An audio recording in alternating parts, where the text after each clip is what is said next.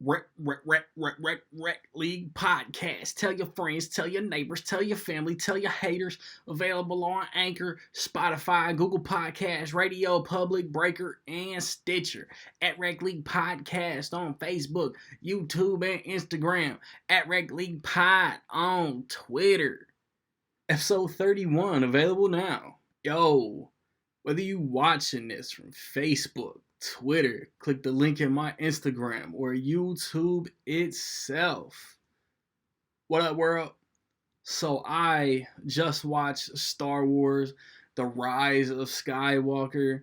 It is the last movie in the Skywalker saga. It is the overall 11th Star Wars movie, 12th if you count the Clone Wars, and it stars Carrie Fisher, Mark Hamill, Adam Driver, Daisy Ridley, Oscar Isaac, John Boyega, Domhnall Gleeson, Richard E. Grant, Kelly Marie Tran, Jonas Suotamo, I think that's how you say Chewie's name, Kerry Russell, Naomi Aki, Anthony Daniels, and I feel like I'm getting into it's a big cast, and I feel like I'm forgetting a couple names. One name which I'm avoiding intentionally is directed by J.J. Abrams. He directed Mission Impossible 3. He directed Star Trek, 2009 Star Trek, Super 8, Star Trek Into Darkness, and Star Wars The Force Awakens. If you want to get a shout out in my review of Spies in Disguise, stay tuned to the end of the video to figure out how you can do that.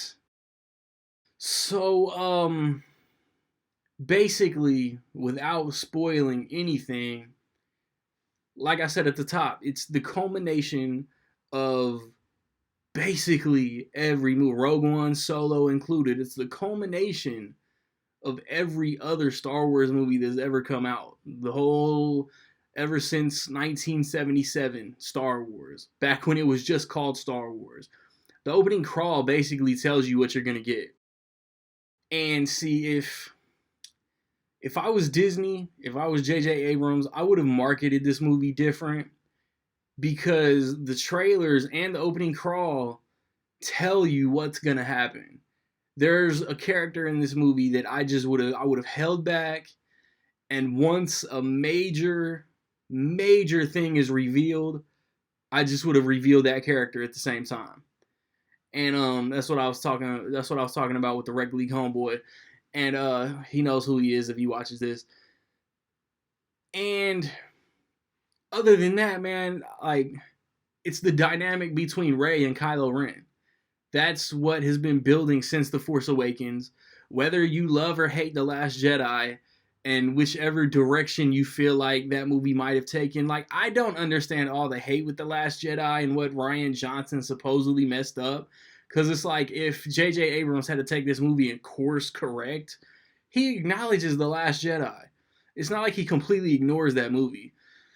Adam Driver is great, Daisy Ridley is great, John Boyega, Oscar Isaac is great, and it trips me out. Supposedly Carrie Fisher is in this movie based on archive footage, or I know what archive footage would be, something that was lifted from the original trilogy, stuff that she had recorded, filmed before she passed away.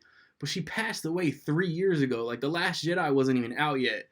So it baffles me how she's in this movie, has lines, interacts with other characters, and the story still flows.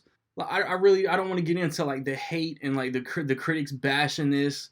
The fans love it, but I've seen fans bash it, and it's a Star Wars movie, man. So people are either gonna all the way on one side love it, or all the way on the opposite side hate it. It's how Star Wars has been since, I don't know, 1999, maybe since 2015. And I love the arc that Rey and Kylo went through. I have a couple questions, but it didn't like take away from my loving of the movie. There's one character that I feel shouldn't have been used the way that they were, and that's like one character that if I had to say a character was just wasted, like an actor is too talented to have had so little to do across a trilogy of movies, it would be that character. Um, they mention stuff like Poe Dameron and Kerry Russell's character like mention stuff from the past. I'm like, man, I want to see that in a movie. And Kerry Russell's character would also be like a really dope Disney Plus series, like after Obi-Wan or whatever they have set up.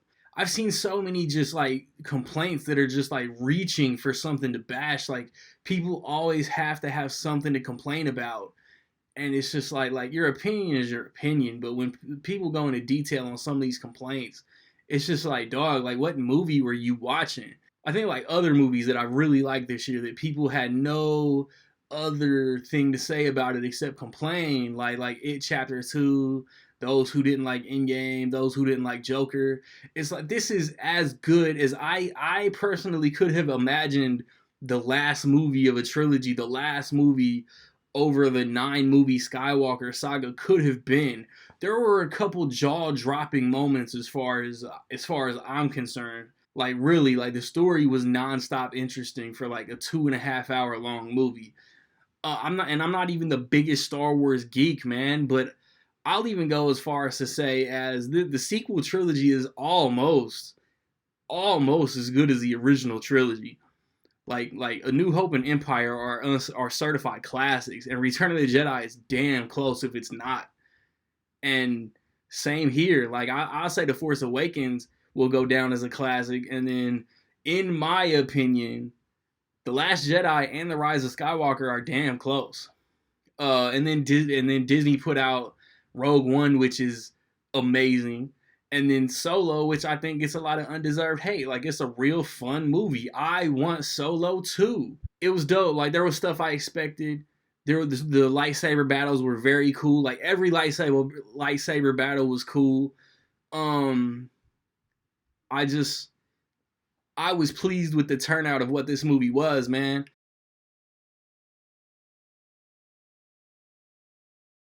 So in my opinion, I will say that Star Wars: The Rise of Skywalker is almost dope as fuck.